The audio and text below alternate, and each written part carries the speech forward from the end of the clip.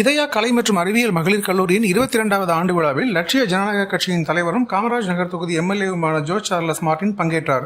நிகழ்ச்சியின் சிறப்பு அழைப்பாளராக கலந்து கொண்ட அவரை கல்லூரி முதல்வர் அருட்சகோதரி பாத்திமா பூங்கொத்து வழங்கி வரவேற்றார்.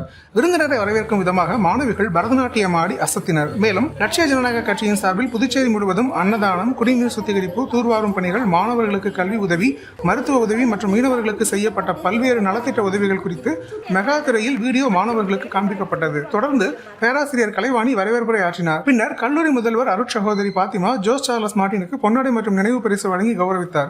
விழாவில் பல்வேறு துறைகளில் சிறப்பாக விளங்கிய மாணவர்களுக்கு இதயாவின் பெருமை என்ற பதக்கங்களை ஜோர்ஜ் சார்லஸ் மார்டின் வழங்கி பாராட்டினார். மேலும் மாணவர்களின் பெற்றோருக்கும் கௌரவ பரிசுகள் வழங்கினார். நிகழ்வில் கல்லூரி முதல்வர் அருட்சகோதரி பாத்திமா பேசுகையில் 180 ஆண்டுகளுக்கு முன்பு கல்வியின் முக்கியத்துவத்தை உணர்த்துவதற்காக இந்த சபை தொடங்கப்பட்டது. அப்போது கல்விக்காக நடைபெற்ற புரட்சியைப் போல தற்போது ஜோர்ஜ் சார்லஸ் மார்டின் சமூக முன்னேற்றத்திற்காக புரட்சிகரமான பணிகளை செய்து வருகிறார். அவர் பணம் சம்பாதிக்க அரசியலுக்கு வரவில்லை, மக்களுக்கு சேவை செய்யவே வந்துள்ளார்.